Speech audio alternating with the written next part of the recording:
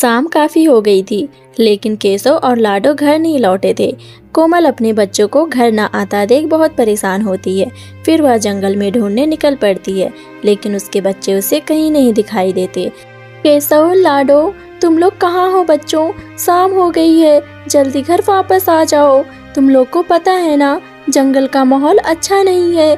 कहाँ हो तुम लोग? कोमल अपने बच्चों को ढूंढते ढूंढते जंगल में पहुंच जाती है, लेकिन उसके बच्चे कहीं नजर नहीं आते। तभी रास्ते में उसे राधा दिख जाती है। फिर वो राधा से पूछने लगती है, राधा बहन, क्या तुमने मेरे बच्चों को देखा है? नहीं कोमल, मैंने तुम्हारे बच्चों को तो नहीं देखा। शायद तुम्हारे बच्चे और अंदर गए होंगे। अंदर जंगल में जाके देखो, एक बच्चा और रहता है। क्या पता तुम्हारे बच्चे उनके ही साथ हों। फिर कोमल अपने बच्चों को ढूंढते ढूंढते अंदर चली जाती है।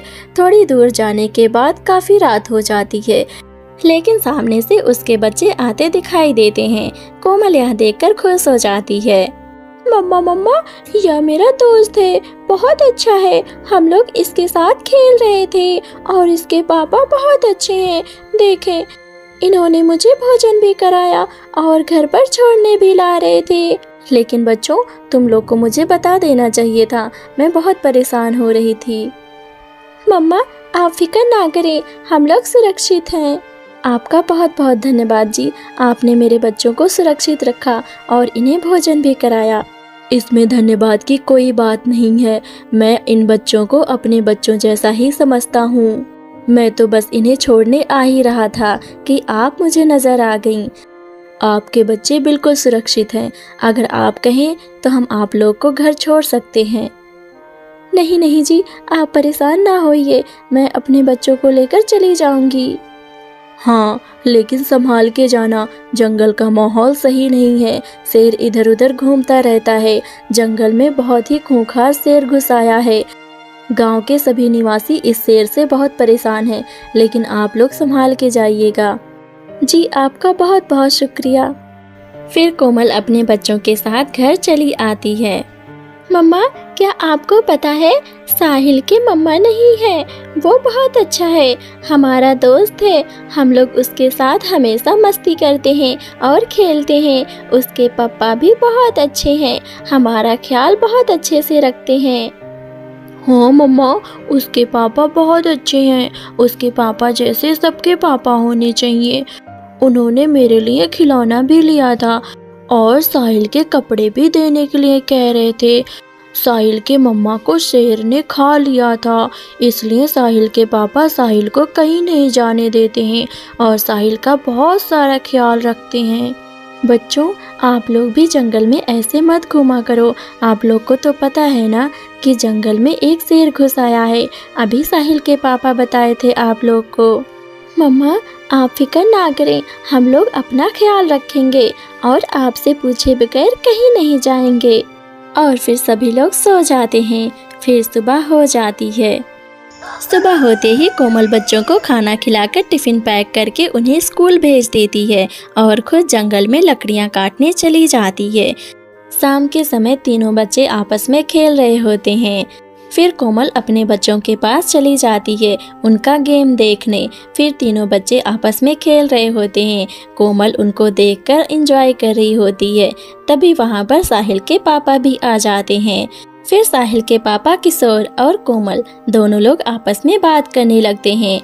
तभी किशोर कोमल से कहता है, सुनिए कोमल जी, मुझे आपसे कुछ बात करनी थी।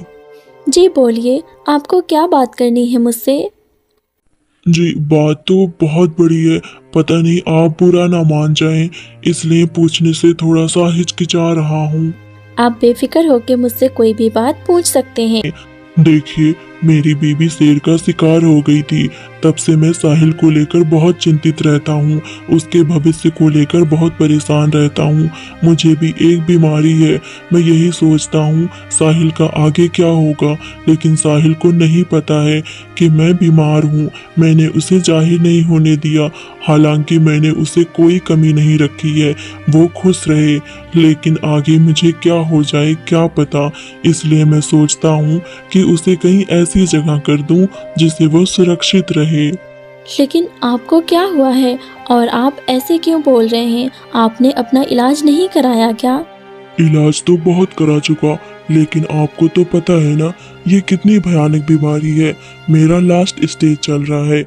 मैं दवा कराऊं भी तो ठीक नहीं हो पाऊंगा, इसलिए मुझे हर वक्त मेरे बेटे की चिंता लगी रहती है। किशोर जी, भगवान न करे कि आपके साथ कुछ ऐसा हो, लेकिन अगर आगे आपको ऐसा कुछ हो भी जाता है तो मैं साहिल का अपने बच्चों की तरह ख्याल रखूंगी। मैं उसे अपना बच्चा समझ के पालूंगी। आप बिल्कुल भी फिक्र ना करें। कोमल जी, मुझे कभी भी कुछ भी हो सकता है, इसलिए मैं तो कहता हूँ आप आकर मेरे घर पर ही रहें और तीनों बच्चों का अच्छे से ख्याल रखें, क्योंकि मेरे घर पे खाने पीने की कोई कमी नहीं है और आप तो दिन भर इतना मेहनत करती हैं, तब कहीं जाके 2 वक्त का खाना मिलता है। आप मेरे घर पे रहेंगी तो सबकी परवरिश अच्छे से होगी और वो दोनों बच्चे ही मेरे बच्चे जैसे ही हैं। आप ये कैसी बातें करती हैं? आप जमाने को नहीं जानती क्या? हम तो अपनी मजबूरियों की वजह से आपके घर आ सकते हैं, लेकिन समाज हमको क्या कहेगा? तभी वहाँ पर राधा आ जाती है और राधा उनकी सारी बातें सुन लेती है। फिर राधा उन लोगों से कहती हूँ कोमल, तुम एक काम करो, तुम किशोर जी से शादी क्यों नहीं कर लेती? तुम ये कैसी बातें कर रही हो? मैं कैसे शादी कर सकती हूँ? मैं 2 बच्चों की माँ हूँ। हाँ तो क्या हुआ?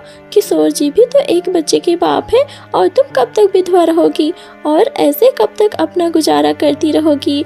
जब तक किशोर जी जिंदा है तक तो तुम उनके नाम से सिंदूर लगा सकती हो, बाद में उनकी विधवा होकर जिंदा रहना। फिर किशोर और कोमल की शादी हो जाती है। सभी लोग किशोर के घर आ जाते हैं और हंसी खुशी से रहने लगते हैं। किशोर मॉर्निंग टाइम में घूमने गया होता है। घूमते घूमते वह जंगल में पहुंच जाता है। जंगल में उसे कुछ फल दिखाई देते हैं। फिर वह सोचता है कि बच्चों के लिए आज पेड़ से फल लेके जाते हैं। वह फल तोड़ ही रहा होता है, तभी जंगल का शेर पीछे देख रहा होता है और अचानक उस पे हमला कर देता है और किशोर वहीं के वहीं मर जाता।